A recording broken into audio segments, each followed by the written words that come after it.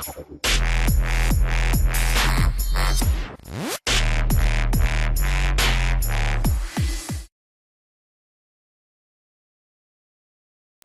sacred here. I'm standing here. We're here at Peter Birch's place. He just got back from South Africa, so we're not going to torture him too much. What do you got here for us, Pete? This is a Kimberley rock monitor. I mean, look at those amazing colors and patterns. That is crazy. Very strong claws too. Now, are these? How big will these get? That's an adult male right there. That's as big as they get. This is cool. Yeah. Now, do they like to bite? Not really. Typically, these guys aren't a bitey animal, but look at that tail. That tail is 2.5 times the length of its body. That's an amazing animal. That tail is very well banded, and like I said, the markings, it's like Aboriginal paint. Yes, it does. It looks like my friend Matt's. Looks like you're back, Matt.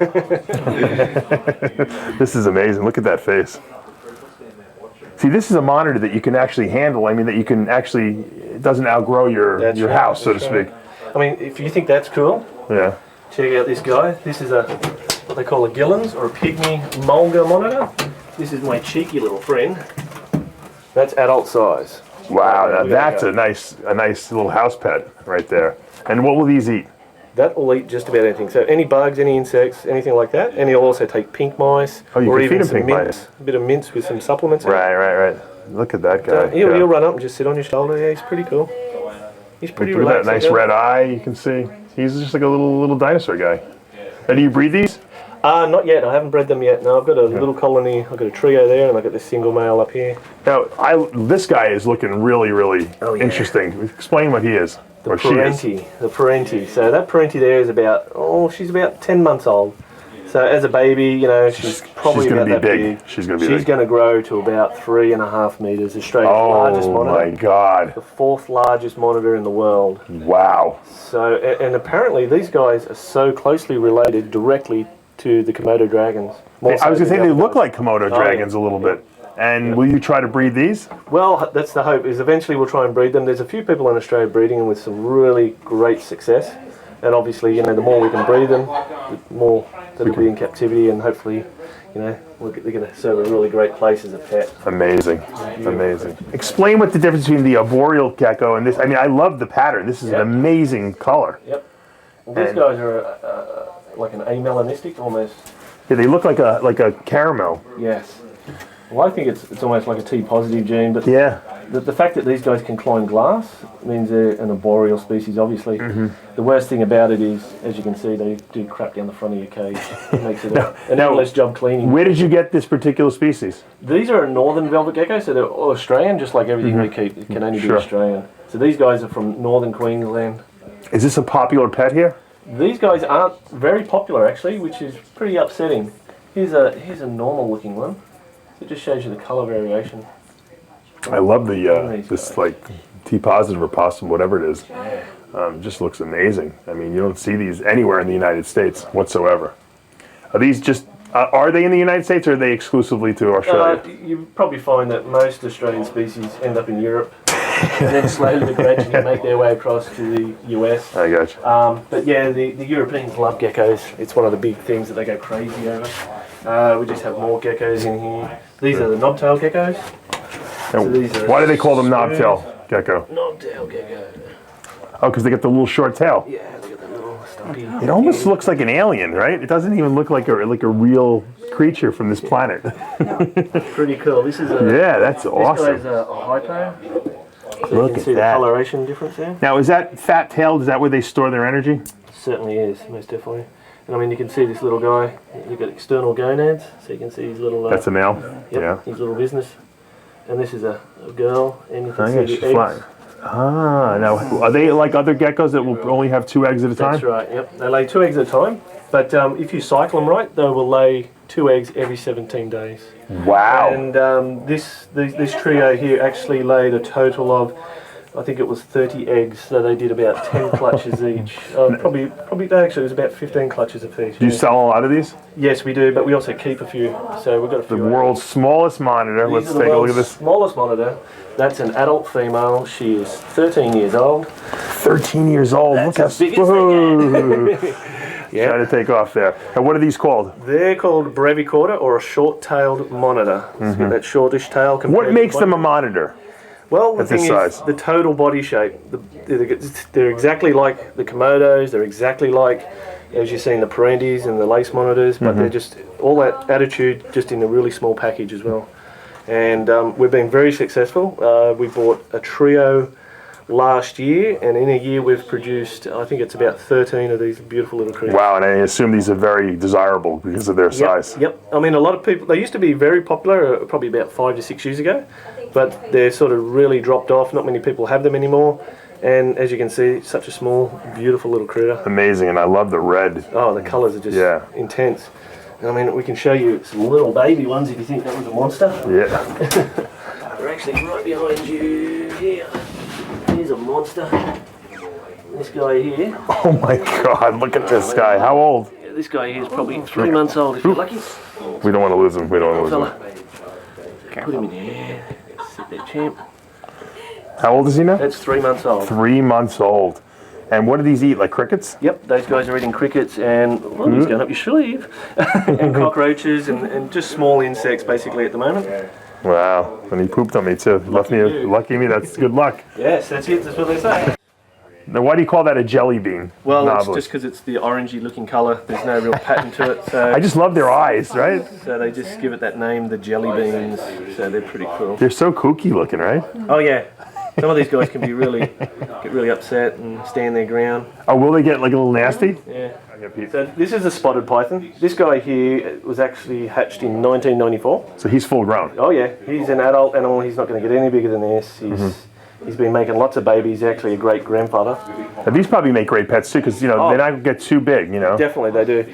The thing is, I've been breeding colours and patterns with these guys for a while now and producing some crazy stuff. Now this is a regular. That's a regular. That's show me something that's a little bit different. Yes. Okay, let's see. What would be like the next best morph? What would this be? These. Oh, that's not that. Let's try another one. Let's try another box. Another box. We'll try another box. There's quite a few of them. Oh, that's good. So it's breeding time at the moment. So, oh yeah, there's another one. Yeah. So there's a girl under there. This is a boy. Okay. So these are what we're calling the platinum. So they're much lighter. They're sort of a little bit more white. This is not. We wouldn't call this a hypo then. This is. No, it's not a hypo. Platinum. Okay. Yep.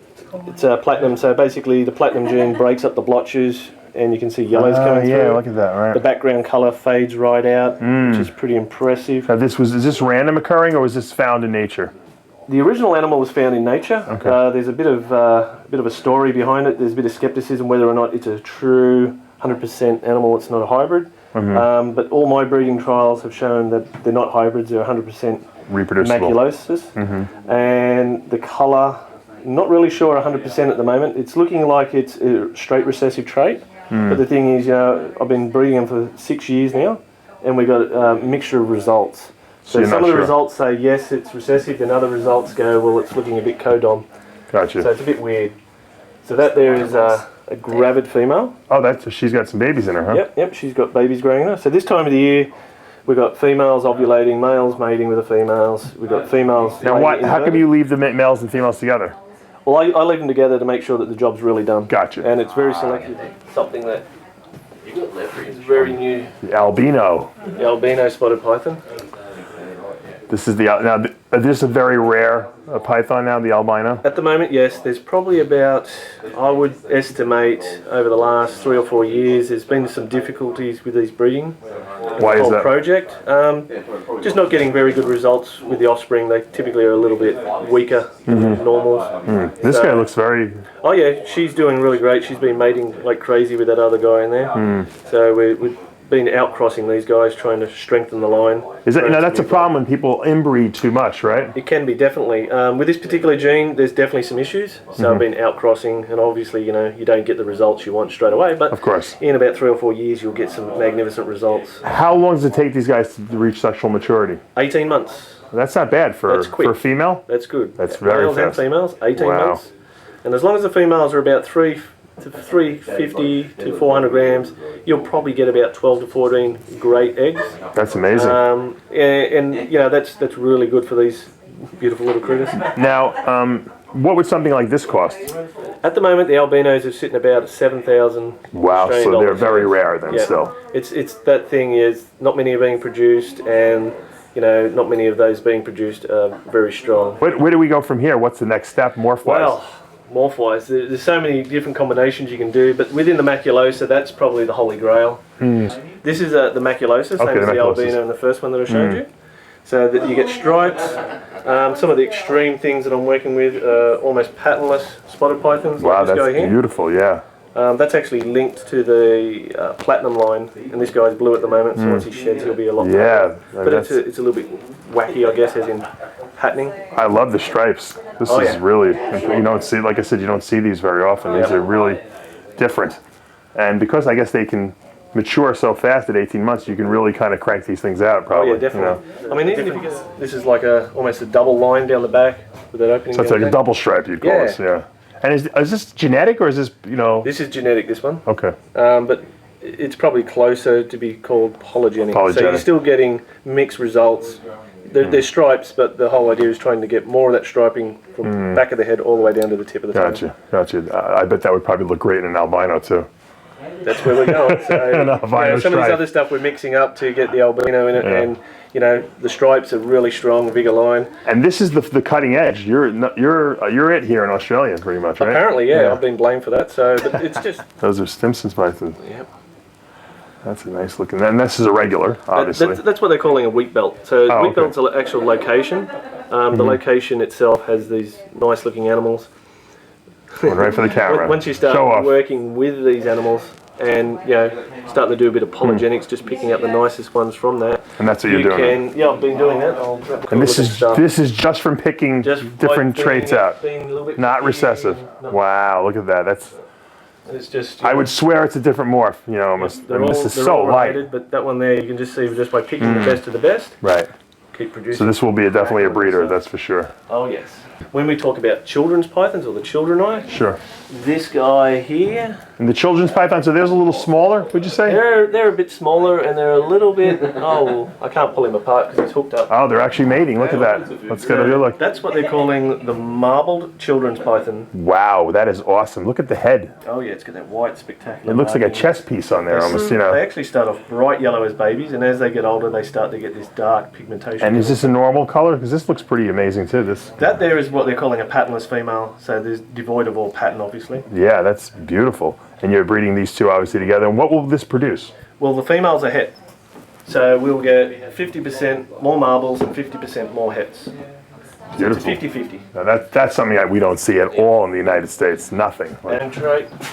Oh, that's polygenic. Now polygenic is line breeding. Is just breeding for specific traits. It doesn't have like a morph specific to it. Yeah, so basically it's just picking the nicest animals from the clutch and putting those nicest animals This is almost patternless. Oh yeah, he's going to be... This is a children's python, so once again, it's a little bit confusing because they all look very similar, unless you really... How could you identify them as different? There is scalation differences as well as body shapes. I look at the head shapes, some of these guys have got like a blunter, fatter head, some of these guys have got a little bit skinnier heads.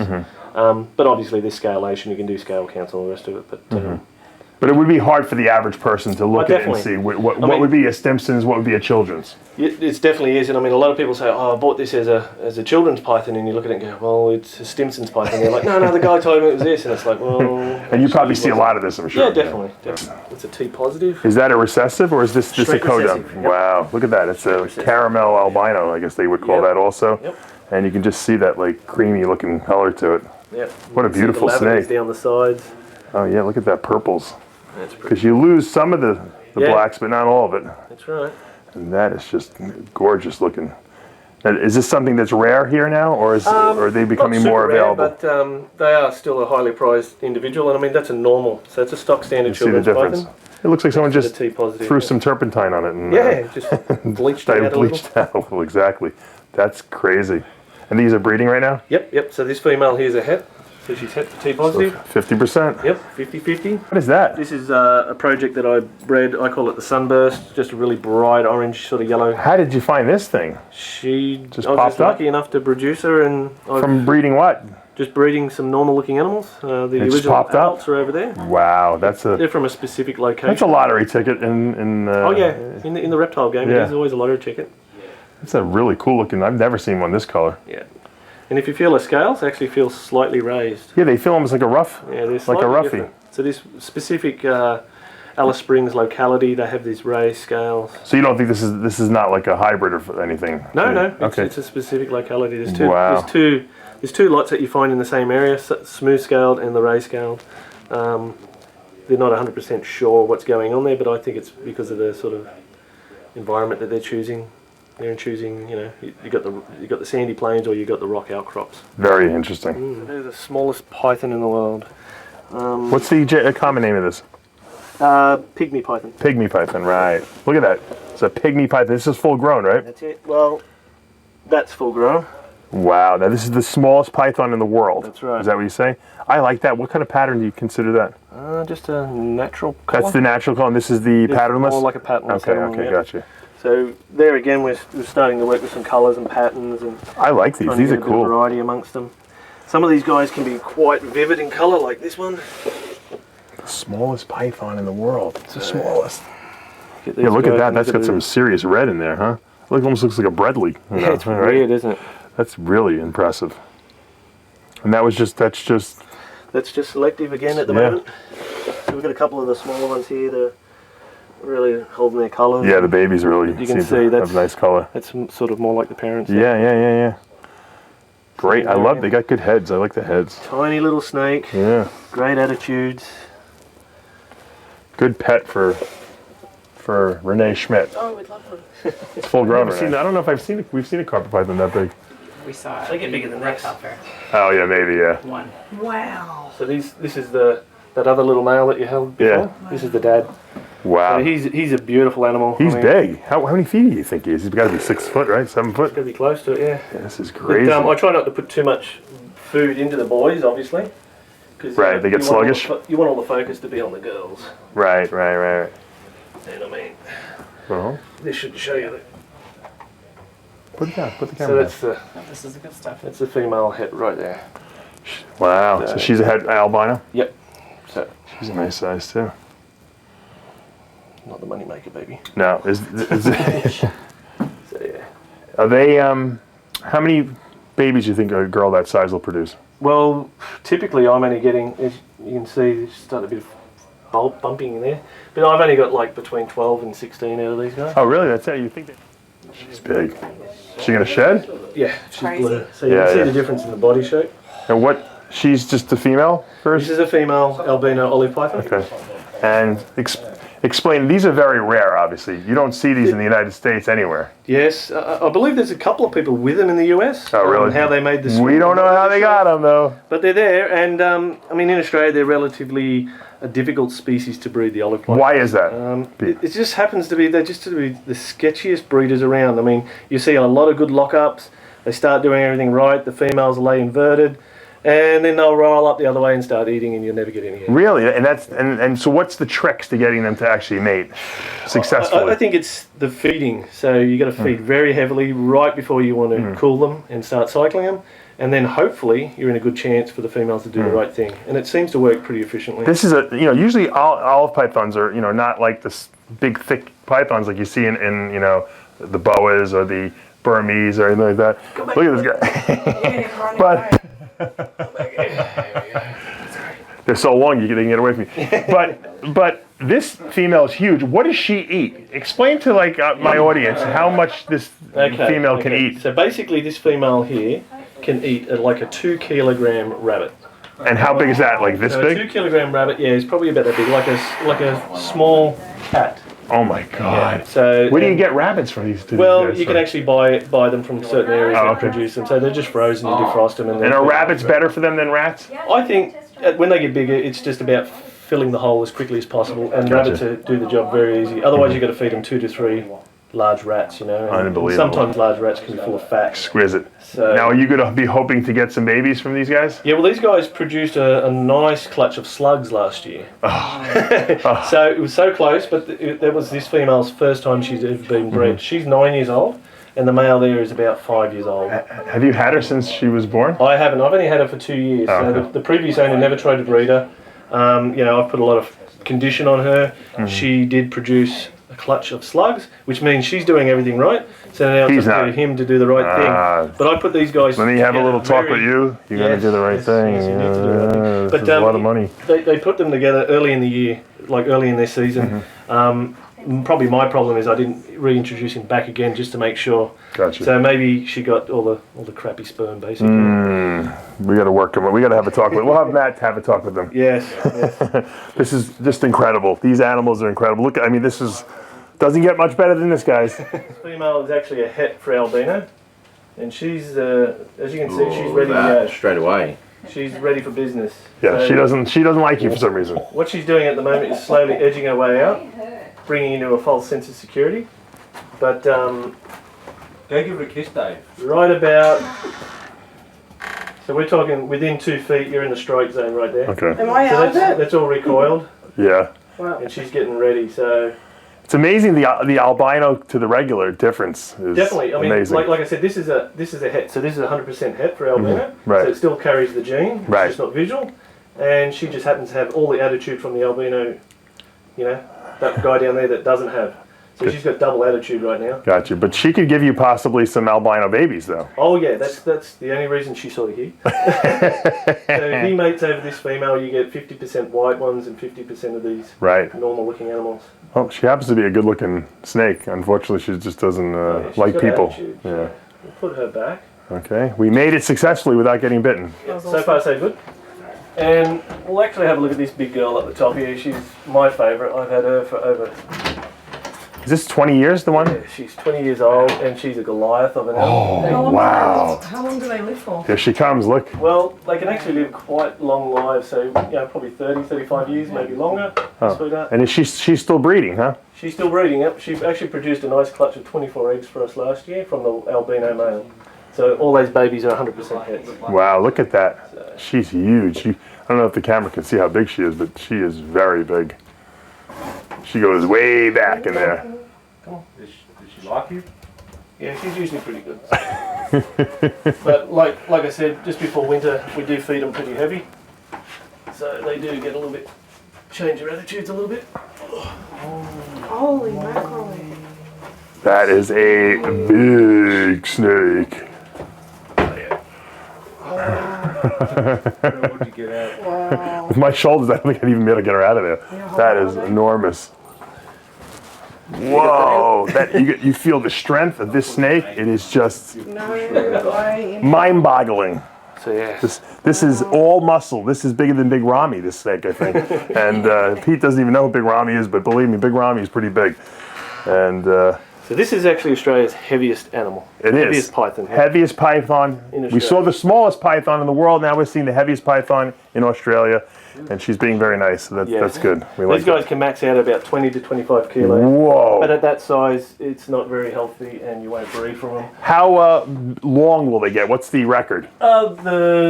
There's two types of albino, I should say, olive pythons. There's northern ones from Northern Territory and Northern Queensland. They max out about 4.5 metres, which this girl's pretty close.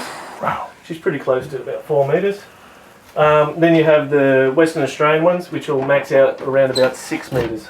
I'm afraid to ask, how big are the poops of these things? Well, every time it does a poop, you think a dog's broken in and done a couple of big poops. So typically, Australian scrubs have got a very nasty. That wasn't a strike. No. This girl's pretty good. So these are actually the Cape Yorks. So these are a much northern variety of Australian scrubs. Obviously, these are nice. I didn't realize the scrubs were that nice. one way to clear a room, right? Yeah. So as long as They feel like carpets. Yes. So obviously they're a little bit longer and a little bit stringier, Yeah. but we just need to make sure that she doesn't feel constricted. Gotcha. What this female will do if you actually hold her back. Ooh, she stinks. She'll very good. skunk you up big time. Very good. Yeah, she Just lift her skunked tail. me. Yep. Ugh. So you're lucky she didn't actually do a Oh, she giant didn't? skunk. Okay. But yeah, these guys have got really long teeth. Woof. Are those deadly? This is a death adder. Death adder. It's a neurotoxic venom which attacks your nerve cells. You don't handle these, do you? Not unresponsible. No. Where are they from? So you can get them around the Australian basin. Oh, really? Sydney Basin, yeah. Sydney Basin? The death adders inhabit quite a large area of Australia. Okay. So we're talking all New South Wales, Queensland, Northern Territory, Western Australia, Yeah, wow. and So through the pretty top of much South all over, Australia. That is I've cool. never seen one before. At this size here, they've got a fang that's probably equivalent to like half an inch. That'll probably hurt, yeah. So for the size of the animal, it is quite large. They inject on first or second strike, or just These guys won't bite unless they're certain of hitting them. certain opinion? Yeah. 26 hundredths of a second is their strike. Yeah. Nice. You know So what? it'll hit you and pull back before you realise you've been hit. Yeah. Wow. The reason why it's Black-headed python, which could potentially bite me, according to Peter. So I know the risks involved here. Hopefully it won't happen. But I know Amanda wants to definitely hold this because she loves these black-headed pythons. And hey, it was a great day at Pete's. He showed us all his great stuff. We got to see the hugest Australian python, and we also got to see the smallest python in the world. So it doesn't get much better than this.